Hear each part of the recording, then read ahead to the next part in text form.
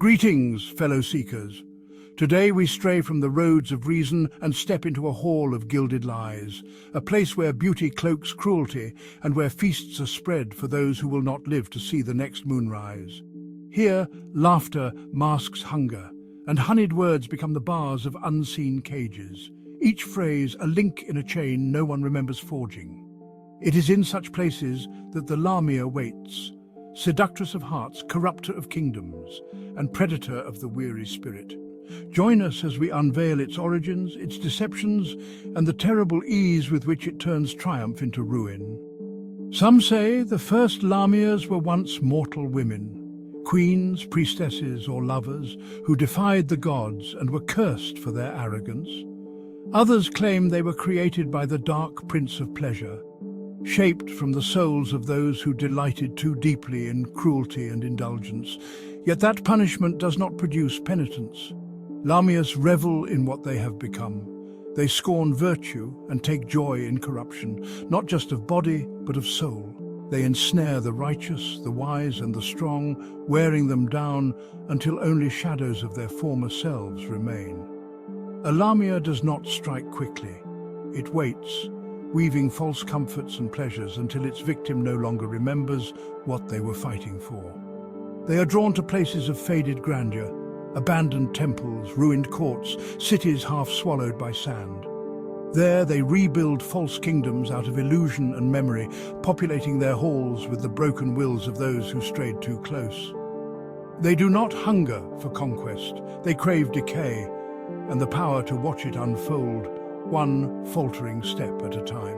The appearance of the Lamia is a striking fusion of human and beast, a woman's form from the waist up, graceful, poised, adorned with silks and stolen jewels, and the tawny body of a lion from the waist down, powerful and swift.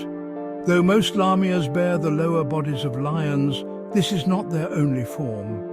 Older records and rare encounters speak of variants with the coils of great serpents or the hindquarters of goats or deer. These forms are rarer, often more powerful, and sometimes mistaken for other creatures entirely, Nagas, Medusas, or Yuan-Ti. Yet each is unmistakably Lamia in thought and purpose, regal, cruel, and utterly devoted to the slow corruption of those they ensnare.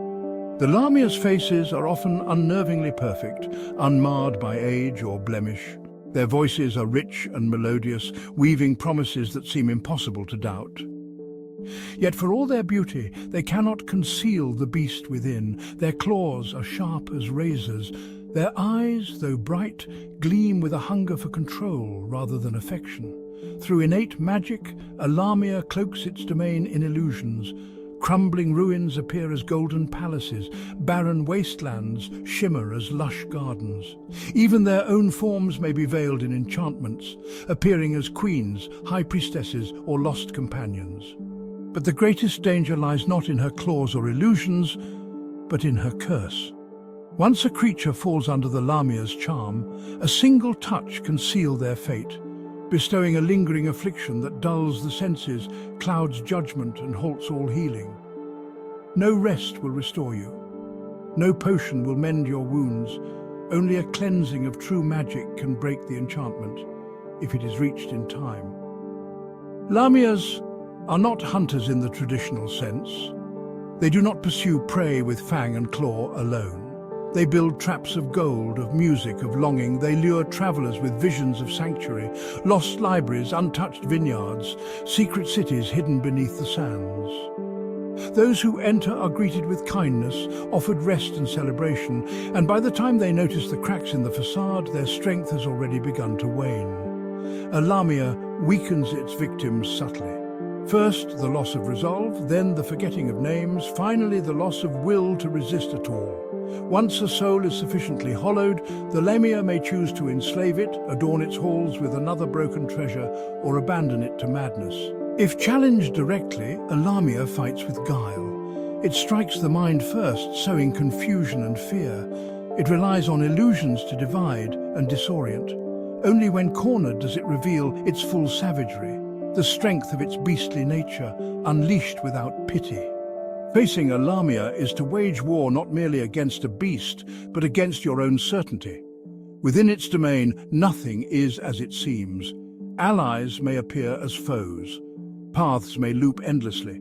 The walls themselves may whisper treacherous counsel. Physical weapons strike true, but reaching the Lamia through its illusions is another matter entirely. Divine magic, true seeing, and spells of dispelling are crucial to stripping away its veils. Without them, even the mightiest warriors may fall prey to the simplest of lies. If forced into direct combat, a Lamia fights ferociously, blending magic and muscle without hesitation. Wounded Lamias often retreat, using illusions to cover their escape, only to regroup and strike at isolated targets when their strength returns. The wisest tactic when dealing with a Lamia is to never allow the mind to wander and to never believe that beauty offers safety. Many tales of the Lamia begin with a promise: sanctuary, splendor, salvation. But always behind the veil lies a hunger for something slower than death. One such tale is told of the Mirage Banquet, whispered by desert guides who know better than to follow music across the dunes.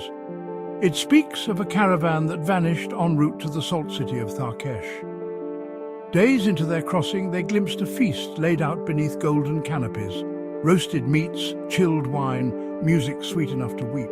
A woman welcomed them with open arms and a voice like sun-warmed silk. When scouts found the camp weeks later, the tables were laden with sand, the goblets with dust. And half buried beneath the feast sat the travelers, skin taut, eyes wide, still smiling. Another account comes from the ruins of Halcrest, once a scholarly stronghold now avoided by all cartographers. According to an old Seeker's log, one recovered, the other burned, Seeker Rin entered the ruins with a scribe and a bodyguard. They expected dead stone. Instead, they found a court still intact, torches lit, statues clean, silk banners caught in a breeze that shouldn't have been there. That night, Rin heard voices in a language he did not speak, but understood. The next morning, the scribe had forgotten how to read. The guard had torn out his own oath thread, claiming he had pledged himself elsewhere. Rin fled. Neither of the others made it past the threshold. The last tale belongs to the fall of Calvin's Hollow. It was a village untouched by war, but dying slowly of drought. One day, a woman arrived. Her hair gleamed like river water, her robes trailed lilies, and the well overflowed at her touch. The crops returned, the children laughed again, and slowly the villagers began to forget the names of the gods they once thanked. By the time the cleric of dawn arrived to investigate, the village had no shrine, no records, and no memory of life before her. Only the woman remained. When the cleric tried to confront her, she looked up at him and asked him, "Would you rather have your truth or your harvest?" The Lamia is a lesson written in flesh and gold, that not all monsters wear their teeth on the outside. Some smile sweetly as they hollow you out. Some build kingdoms of dust and dream, only to watch them fall with delighted cruelty. And thus we conclude this entry into the archives of the SeekersSociety. If you have found caution in this glimpse beyond the veil, make sure to like this video and subscribe to the channel. Have you encountered ruins that seemed too grand, or dreams that did not leave you unchanged? Share your stories in the comments below. And if there is another creature that you would like us to uncover next, please let us know. Until next time, Seekers, guard your steps and question every paradise you find.